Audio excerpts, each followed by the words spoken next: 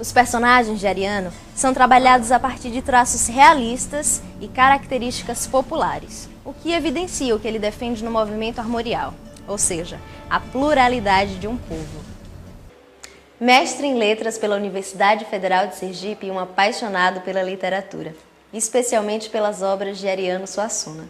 A fala de hoje é do professor Wagner Lemos. O senhor estava me contando que teve a oportunidade de conhecer o Ariano Suassuna, né, numa aula espetáculo que ele veio fazer aqui em Aracaju, mais precisamente no Teatro Tobias Barreto. Eu queria saber do senhor como é que foi, né, conhecer ele, como ele é, quais as suas impressões sobre o Ariano Suassuna, professor? Tive o prazer de conversar com ele sobre num evento em Sergipe, após a palestra dele, como ele costuma chamar, aula espetáculo no Teatro Tobias Barreto.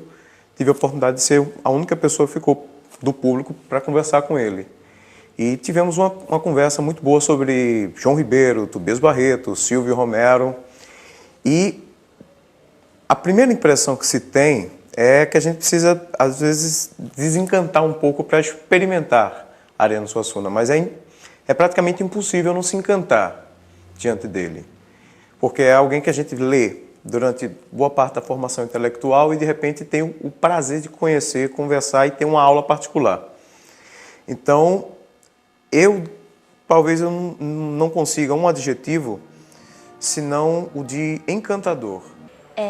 Euclides da Cunha considera, no livro Sertões, né, o sertanejo como o brasileiro autêntico, né? A gente pega aí comecinho do século XX, né, quando o brasileiro está começando a se descobrir como brasileiro. Nas obras do Ariano, ele também dá muito destaque para o nordestino, para o sertanejo. Acontece a mesma coisa que Euclides da Cunha? Mais do que isso, Rani, eu digo o seguinte, no caso de Euclides da Cunha, ele incorpora a ideia de que o sertanejo, é, antes de tudo, um forte, é um produto do seu meio, é uma visão positivista. Naquele momento, no início do século XX, 1902, para ser mais exato, em Os Sertões.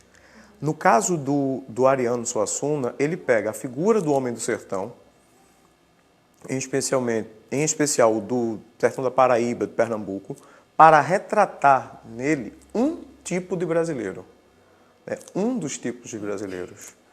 A questão identitária, não o brasileiro que é unicamente sertão. Esse é o tipo de brasileiro. Não. No pensamento de Ariano Suassuna, é o resgate da cultura geral do brasileiro, mas que ele canta como eu disse anteriormente, a região dele, que é o Nordeste. Então, o sertão, de onde ele veio. Mas é uma ideia também universal do sertão. É uma ideia do homem como um todo, a ideia de cultura erudita, segundo defende Ariano Suassuna, que vem da popular e que ele vai procurando resgatar.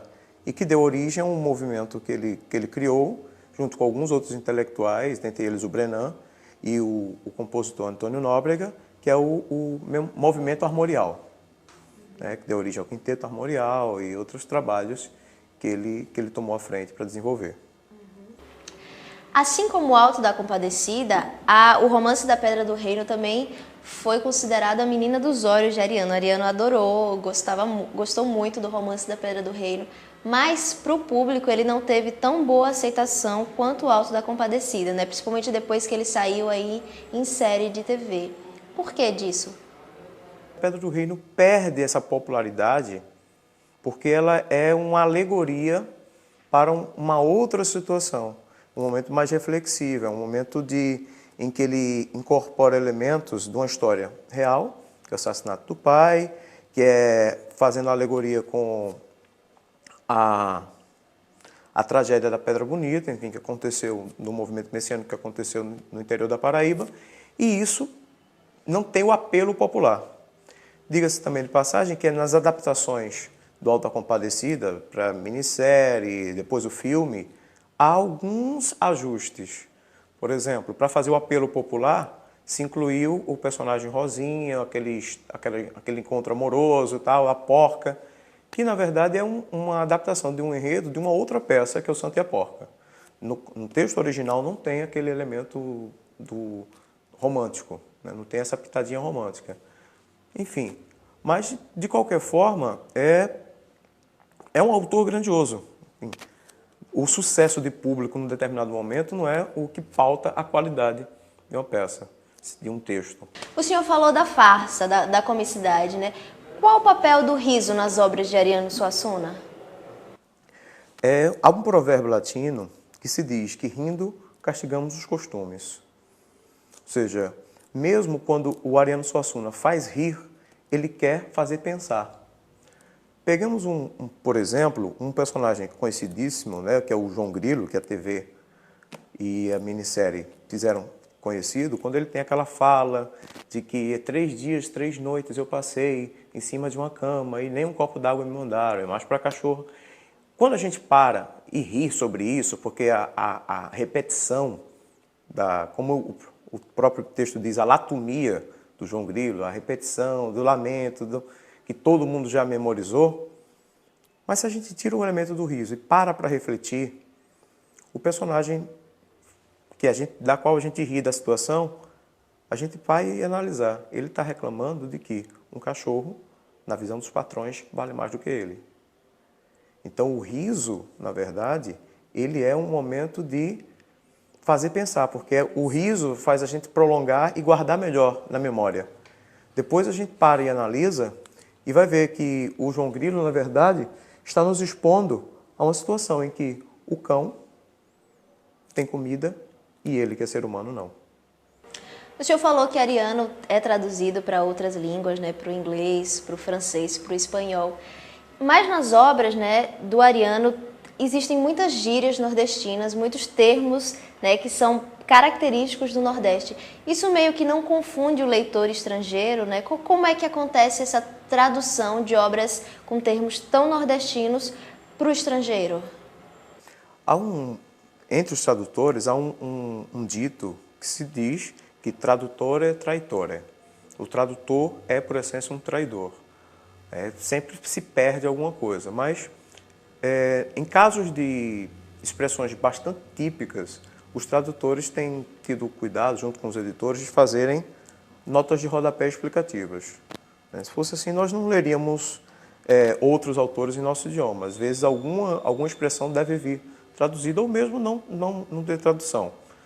Quando as obras são entre o português de Portugal e do Brasil, já houve editoras que queriam fazer adaptações, e autores que se recusam a isso, porque consideram que isso empobreceria. Mas, no caso das traduções com termos nordestinos, não tem problema, não.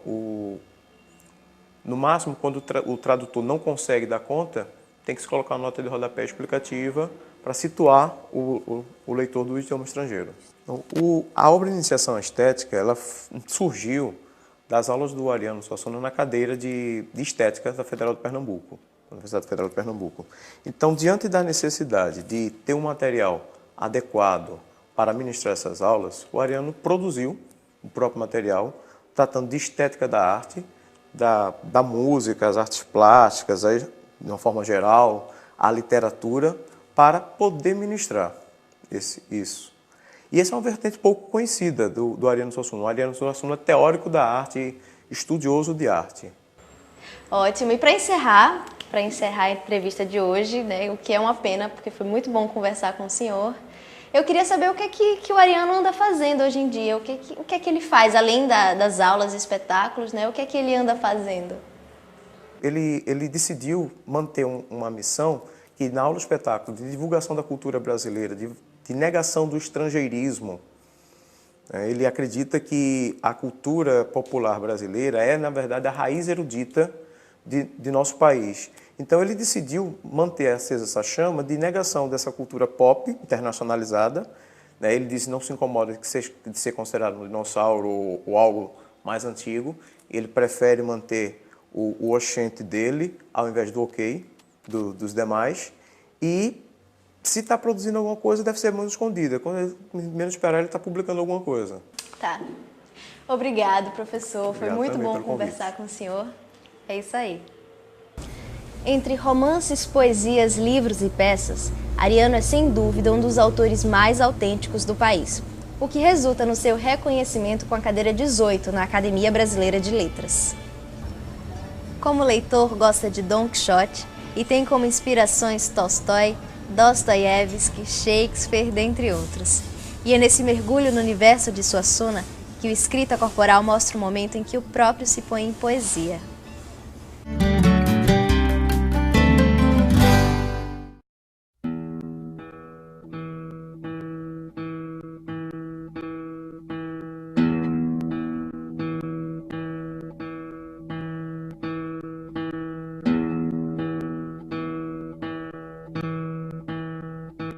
Aqui morava um rei, quando eu, menino, vestia ouro e castanho no gibão.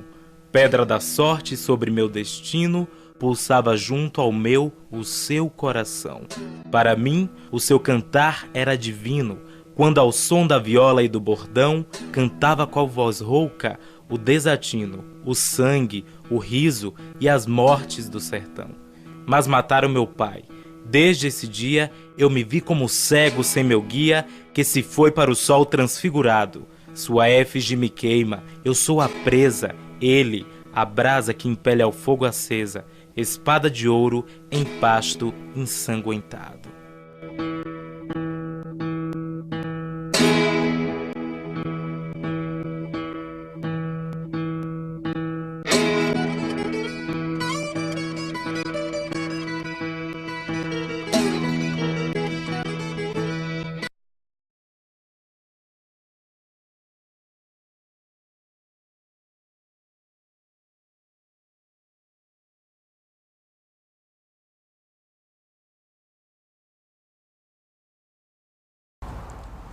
E assim a gente termina o programa de hoje.